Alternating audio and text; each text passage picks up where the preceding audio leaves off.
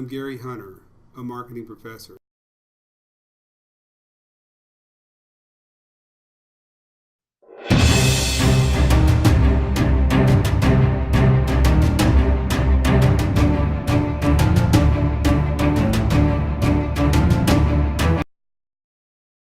As well as where customer relationship management fits into it. So it's sort of going dark on the left-hand side, right?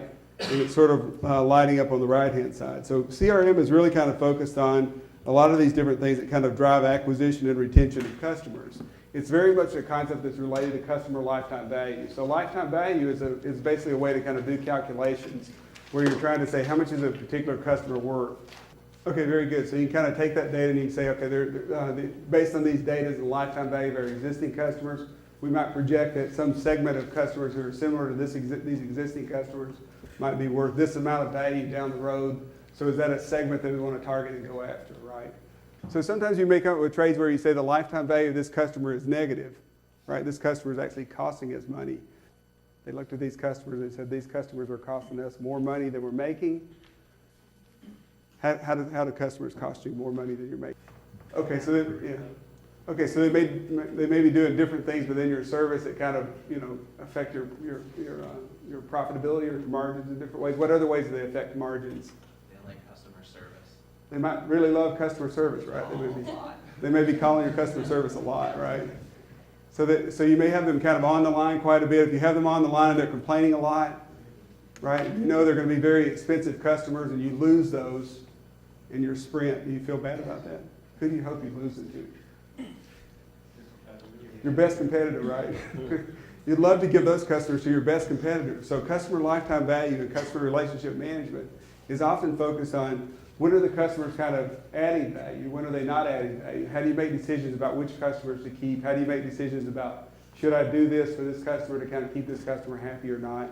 How can I use that data to kind of go out and target and profile new customers who are similar to kind of some of our most profitable customers? So those are all kind of uses of lifetime value analysis and kind of under the umbrella of this whole customer relationship management. So the whole idea is that if you think about customers individually, you can come up with different ways to kind of shape and tailor your marketing mix that's customized and serve those in different ways, right? So that's sort of the gist of it. What companies will do with this from a financial management standpoint is they'll take this data and they'll aggregate it up a lot of times, right? If you aggregate all the lifetime values of your customers to get one sum number, that's basically kind of the equity that you have in your installed base, right? So this is the customer life cycle that I was talking about. So customers start with, they basically start as prospects. So we would do something to that target market where we're trying to generate some response. Some of them are going to respond. If they do sign up, they become kind of new customers. We want to try to figure out which of these are kind of high value, high potential, and which ones are low value. So what companies are often trying to figure out is they're trying to figure these sort of things out, right? Churn is kind of an issue. So people will talk about churn. So this is voluntary churn on the top side, and it's forced churn on the bottom side. So what does churn mean? Customer turnover, right? So these are kind of customers who are out here. If the top side's voluntary churn and the bottom side's forced churn. Forced churn, you're busy. So voluntary churn is where most of the concern is. The forced churn isn't as big of a concern. The voluntary churn is a big deal because you have to do all these things that are called win-back strategies. So these win-back strategies are basically saying these were really valuable customers that we lost. So the win-back strategies get a lot of attention because win-back is very expensive and very difficult to do, right? So once someone has kind of decided to kind of break the relationship with you as a customer, it's very difficult to kind of get them back into the fold. So there's a lot of attention that kind of goes into the avoiding voluntary churn on the customer relationship management side. Okay, so this first stage is essentially what we're calling acquisition, right? So when we're looking at the first stage where we're saying prospects are there, how do we acquire those? That's the acquisition stage. You can break this one down and call it an activation stage, where they're sort of active because then basically you've got data that you're collecting within the organization from that person who responded from some stimuli, right? So we're trying to say what's the response, and we get into the relationship management stage and how do we kind of manage customers through those different relationships. So if I look at these based on different data that I might collect across each one of these, let's say instead of being a school, I become a bank, right? That's kind of neat, right? This is the beauty of academics.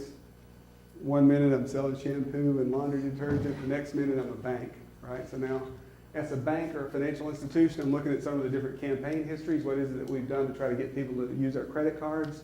I start thinking about those campaign histories, and I collect data on those. I collect data in terms of like demographics, or I purchase data. These are the kind of things that I have to do on the prospect side, right?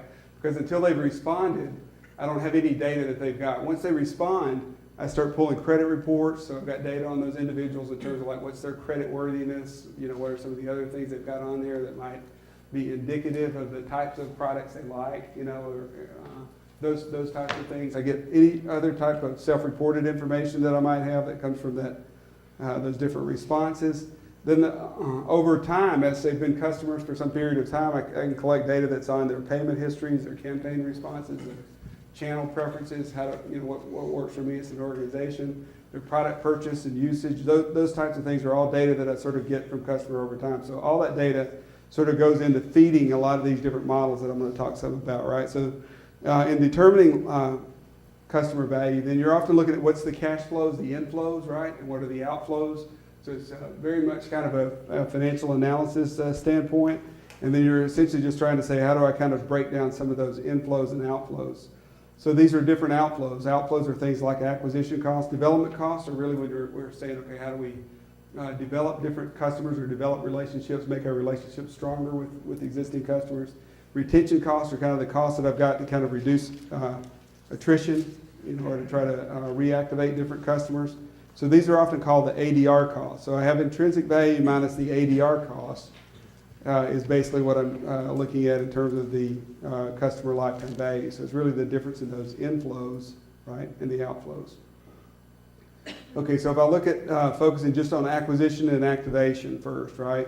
So I'm just going to look at those two stages. I'm going to kind of say, okay, here's a customer acquisition analysis. So we started with a comment about customer acquisition earlier, right? So this is kind of getting at acquisition, but it's doing some things to say, okay, instead of just looking at acquisition for the entire customer base, I want to look at acquisition from these different channels. So I do some sort of promotion for my cards and stuff. One of the channels I use is direct mail. One of the channels I use is in-store promotions, right?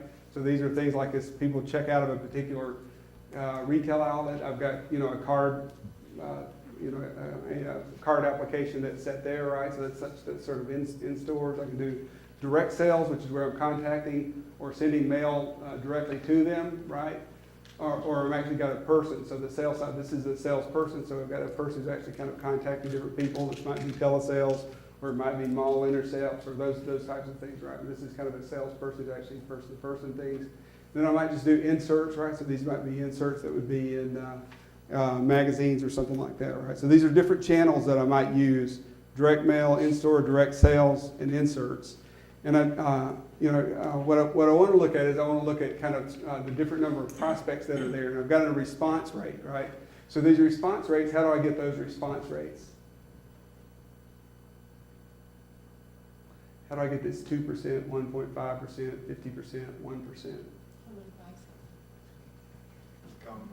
Somebody buys something in the past, so I might use historical data to say what sorts of responses did we get out of these efforts in the past, right? So I might use those and say those are the response rates. What if I don't have any historical data? What if I'm an upstart company? How do I get these response rates? In the end, if I haven't sold a product at all, these response rates, how do I get them? What's the worst case? How does Fermi get calculations, right? We did Fermi calculations earlier, right? You buy market research. I might buy market research, or what if I don't want to buy, what if I'm poor? I don't want to buy market research, I just want to sell my product. Just guess. I just guess, right? So, worst case, I'm going to come up with something that's some heuristic that I say, okay, I feel pretty comfortable. So that so I can go pure art, right? I can just go kind of pure intuition and say, I think this is sort of what's going to happen. If I do the business for some period of time and I'm successful at doing it, what happens to my guesses? They get better because I start collecting data, I become more mature, I have a much better way. So if I'm putting 1.5% in and 2% in, do those look like kind of wild guesses or not? Those two don't, right? The 50% looks like a wild guess, doesn't it? But when you're kind of at a decimal there, and a percentage, those look like they've got some historical data that's going into that. So they take that response rate and they're saying this many prospects, this is the number of responders that I would get, right? How many people are going to respond to each one of those channels? in terms of the percent of those who actually qualify for the card, how do I get that data? What do those look like? That has a decimal.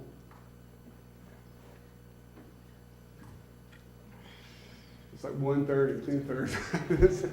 It looks like a little bit of Kentucky windage, right? Doesn't it? So you got some stuff where you're saying, okay, this is the percent that I think will qualify, right? So I've got to stick something in there, right, to kind of go through my calculations, right? So I've got to think, well, how many of those are going to qualify through those different channels?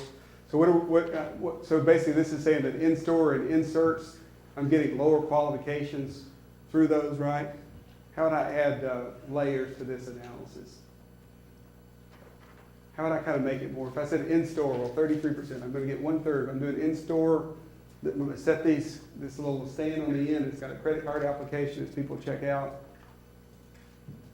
How do I, if I'm a marketer and I don't want to take just one aggregate number for in-store, how do I get other data? Yes. Depending on what stores they're coming from. Okay, good. High-end store has a much higher rate of qualification, whereas maybe a Walmart doesn't. Okay, very good. So I might say I want to start segmenting my stores, and I want to say, okay, in-store Walmart, in-store Nordstrom, right? I'm going to get a better qualification out of Nordstrom than I get out of Walmart. So these are all layers that you can add. So you're basically just adding rows in that sense, right? So I might add rows to my analysis, right? And what you'll see later is that you can add columns to your analysis. So columns are, as I get into the analysis, are going to go more over time. So it's adding rows and columns is a lot of what you're doing when you're doing these different analyses, right? So we've got some number of qualified customers, and I'm going to convert some of those qualified customers or qualified prospects into customers, right? So this is kind of the number of people I convert.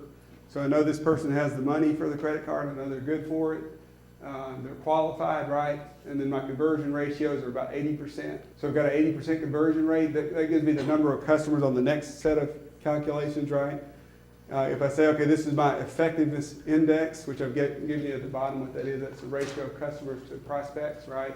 So it's just basically saying how effective are you within those different channels of converting prospects to customers, right?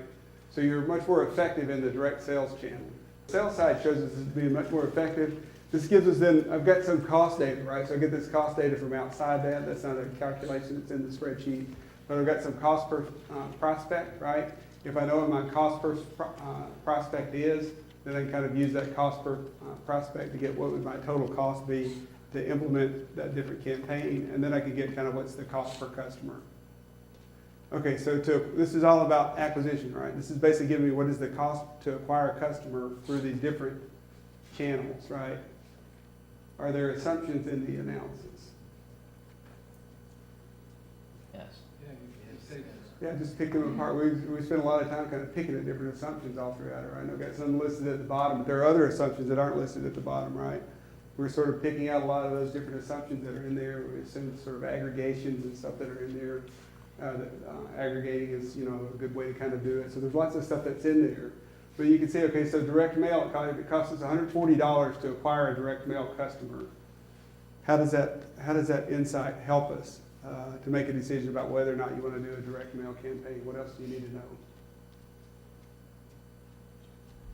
How much they'll spend?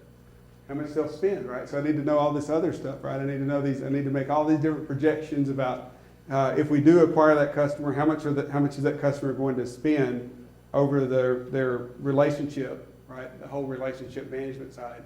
How much are they going to spend over their relationship with my firm? So I'm trying to say, okay, these are the revenues that new customer would end up generating.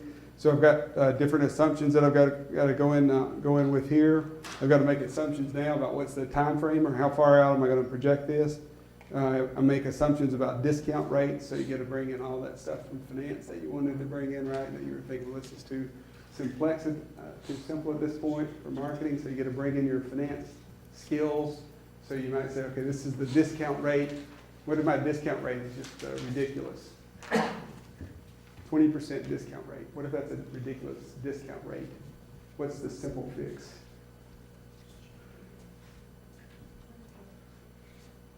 Change it to another one. That's the simple fix, right? I change it to another one in the analysis, right?